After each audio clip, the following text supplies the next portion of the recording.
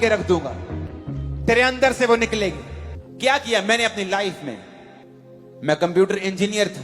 Engineering करने के बाद मैं इतना डिप्रेशन में चला गया कि मैं भांग की टिक्कियां खाकर अपने डिप्रेशन को दूर करने की कोशिश करता था। शराब पी के, महंगी से महंगी बियर पी के, सिगरेट्स पी के, नशे करके, मेडिकल नशा करके, खांसी की दवाइयां आती वो पीने से नशे होते, वो पी, कैप्सूल्स खाए, सब नशे किए डिप्रेशन से फ्री होने के लिए। मेंटली पागल हो गया। जिस दिन परमेश्वर में आया उस दिन मैं पूरी तरह से डिस्टर्ब हो चुका था। लोगों की ओर फेस करके मैं ताली तक नहीं बजा पाता था चर्च में। ऐसा क्या हो गया मेरी लाइफ में बदलाव जो मैं अब लाखों को प्रीच कर रहा हूं? क्योंकि मुझे परमेश्वर की आत्मा ने सिखाया, मेरी उपस्थिति में चलता जा और सिद्ध होता जा। रोज खुदावंद के साथ बैठता हूं मैं, आज भी, तब भी, रोज, एवरीडे उसकी प्रेजेंस में बैठना नहीं भूलता हूं। आप लोग भूल जाते होंगे और आप नहीं समझ सकते कि परमेश्वर को जो आपकी ग्रेट लाइफ निकालनी है वो आपके अंदर से निकालनी है, बाहर से कुछ नहीं आना। अगर मुझे संतरे का पेड़ चाहिए तो मुझे संतरे का बीज लगाना पड़ेगा और उस बीज के अंदर से संतरा निकलेगा। बाहर से संतरे का पेड़ नहीं आएगा बना बनाया और वो बीज फल देगा, ऐसा नहीं है। मुझे संतरे का बीज संतरा देगा, आम का बीज आम देगा। तो परमेश्वर को आपकी लाइफ के अंदर से कुछ ब्लेसिंग को निकालने के लिए बाहर से नहीं पैदा करना है, उसको आपके अंदर से पैदा करना है। जब आदम को परमेश्वर ने बुलाया और आदम ने सब जानवरों के नाम रखे तो परमेश्वर ने कहा, यार मुझे कोई भी तेरे साथ मैच नहीं कर रहा। हाथी तुझसे ज्यादा बड़ा है, शेर थोड़ा सा अग्रेसिव है, तेरे साथ जचेगा नहीं, यार कोई मैच नहीं कर रहा। बाइबल कहती परमेश्वर ने आदम को गहरी नींद में सुलाकर उसी के अंदर से औरत को निकाला, उसकी पसली को निकालकर मांस भर दिया। इसका मतलब आपकी लाइफ में जो कुछ भी आपको चाहिए था ऑलरेडी वॉज इनसाइड यू, आपके अंदर था वो। आप परमेश्वर को आपके अंदर से ही हीलिंग निकालनी है, झरने आपके अंदर से जीवन जल के निकालने हैं, लेकिन वो आप उसको समय देंगे तो ना। समय तो टीवी पे जा रहा है, प्रोग्राम्स देखने हैं, इंटरनेट चलाना है, कौन क्या कमेंट कर रहा है, किसने कितने लाइक छोड़े हैं, मुझे तो वो चेक करना है, किसने कौन सा सूट डाला है, स्क्रोलिंग करनी है 1 घंटा। वो तेरे अंदर से ले रही है, डाल कुछ नहीं रही।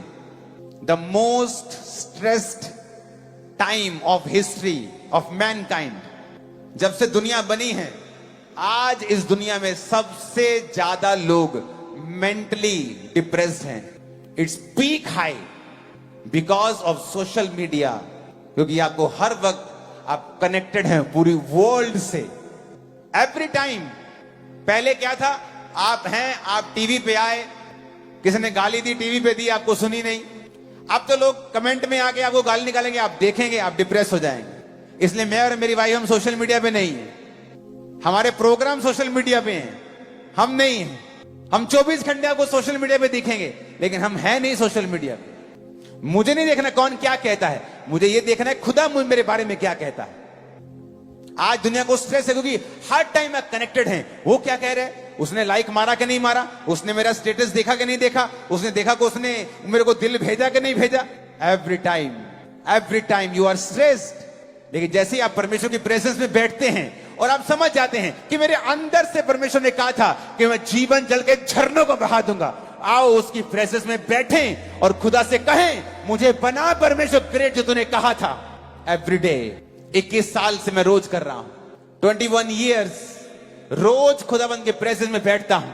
मुझे पता है मेरी महानता बाहर से नहीं आएगी, बाहर के सोर्स से नहीं आएगी। इतना बड़ा चर्च परमेश्वर ने खड़ा किया। इस संडे 25,000 चेयर थी चर्च में और तब भी लोग सारे नीचे, ऐसा लगता है कि 80% लोग नीचे बैठे।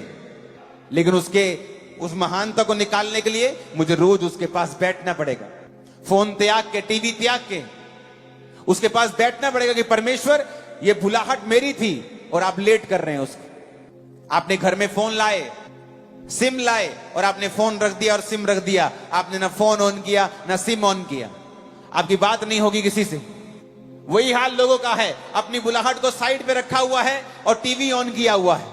कई घरों में तो उनकी ड्योढ़ी में, लॉबी में 20 आवर टीवी चलता है, 10 घंटे टीवी चलता है रोज, एवरी टाइम। और आप भूल गए कि आप क्रिश्चियन हैं, आपको परमेश्वर की प्रेजेंस में बैठना है। परमेश्वर आपके अंदर से ग्रेट लाइफ को निकाल देंगे। फिर वो लाइफ जो परमेश्वर आपको देना चाहता है आप जीना शुरू करेंगे।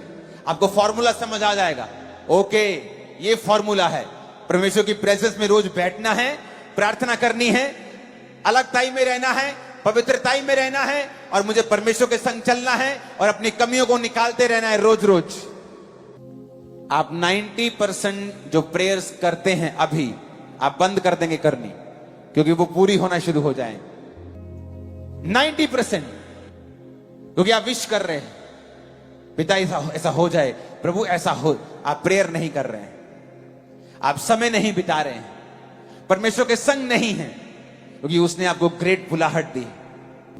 आपको डरना नहीं है, अब्राहम डरा और शर्मिंदा हुआ। आपको पेशेंस भी रखना है कि 24 साल बाद भी परमेश्वर कह रहा है बेटे सिद्ध हो जा। ठीक है प्रभु। और वचन कहता है कि 24 साल बाद उसे यकीन हो गया था कि अब मेरा बेटा नहीं होगा, तब भी वो खुदा के साथ वफादार था।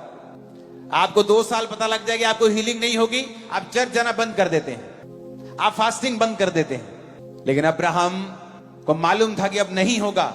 उसने प्रभु से कहा भी कि इस्माइल तेरी दृष्टि में बना रहे, जो कि एक दासी का बेटा था जो उससे हुआ था, क्योंकि उसे मालूम था कि अब नहीं होगा, पर फिर भी वो खुदा के साथ वफादार था। वफादारी इज नॉट एवरीबॉडी गेम। सब वफादार नहीं रह पाते हैं। अब वफादार है हीलिंग से, डिलीवरेंस से, बरकतों से। जब ये नहीं आती फिर अब वफादार नहीं। अलीशिबा बांझ थी, बुढ़ापे तक कोई बेटा नहीं, बच्चा नहीं था।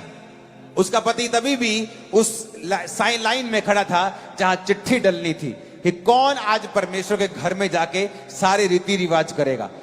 बिना आशीष के वो वहां खड़ा था। वो सोचता मुझे क्या जरूरत है यहां खड़े होने की, सेवा करने की, मेरे घर में कौन सा परमेश्वर ने बच्चा दिया है। मुझे मैं जाऊंगा चर्च में शर्मिंदा होऊंगा, लोग पूछेंगे हाँ जी आपकी उम्र जी 80 साल 90 साल हो गई, अभी तक नहीं हुआ ना, फिर चलो कोई गल नहीं यार, लोग मुझसे बात करेंगे, मैंने जाना नहीं परमेश्वर के घर में। पर वचन कहता वो वहां मौजूद था। वो चंगा करे ना करे वो आपका परमेश्वर है, ब्लेस करे ना करे वो आपका और मेरा परमेश्वर है। आमीन ऊंचे वाला चाहिए चर्च। वफादार था अब्राहम।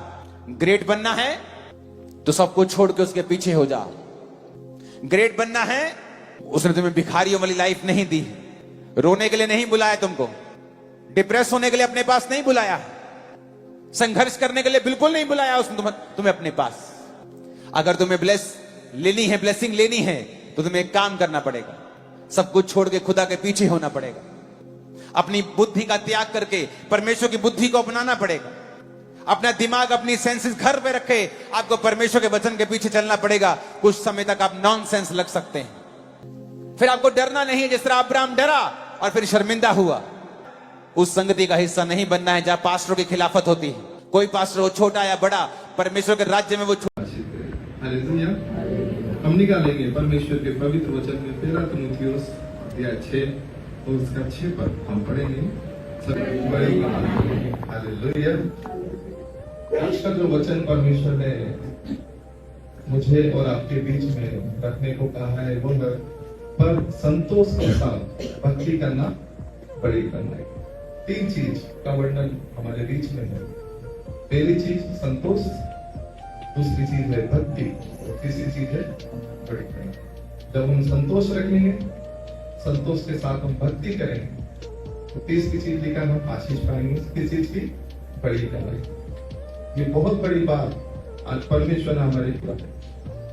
और संतोष नहीं रहने से भी क्या होगा, हम दोनों चीजों के बारे में आज कुछ बातें हम परमेश्वर के वचनों से भी देखेंगे, कुछ बातें हम जनरल बातें करके भी समझने की कोशिश करेंगे। 13 तीमुथियुस अध्याय 6 का 7 पद में लिखा है क्योंकि न हम जगत में कुछ लाए हैं और न कुछ ले जा सकते। हालेलुया। ये बात बिल्कुल सत्य है कि ना हम जगत में कुछ लाए हैं और ना जगत में कुछ ले जा पाएंगे। हम खाली हाथ आए थे और खाली हाथ जाएंगे। लेकिन ये जो खाली हाथ जाना है ये संसारिक बातों को दिखाता है। लेकिन जब हम आत्मिक रूप से देखते हैं तो हम प्रभु का नाम लेके चलते हैं। ये एक बड़ी कमाई है जिसे हर कोई नहीं समझ सकता। वही समझ सकता है जिसने परमेश्वर के अनुग्रह को चखा, जिसने परमेश्वर के प्रेम को पाया, जिसने ताउम्र या जीवन भर इधर उधर भटका, लेकिन अंत में जब परमेश्वर के पास आया तो परमेश्वर ने उसे शांति कि हम जगत में ना कुछ लेकर आए हैं ना हम कुछ लेकर जा सकते, पर संतोष के साथ भक्ति बड़ी कमाई। हालेलुया। जब हम संतोष के साथ भक्ति करते तो हम एक बड़ी कमाई स्वर्गीय स्थानों में लेके जाने का। हालेलुया। एक और चीज हम देखते हैं, इब्रानियों अध्याय 13 का 5 पर हम पढ़ेंगे। इब्रानियों अध्याय 13 उसका 5 पर हम पढ़ेंगे। हालेलुया।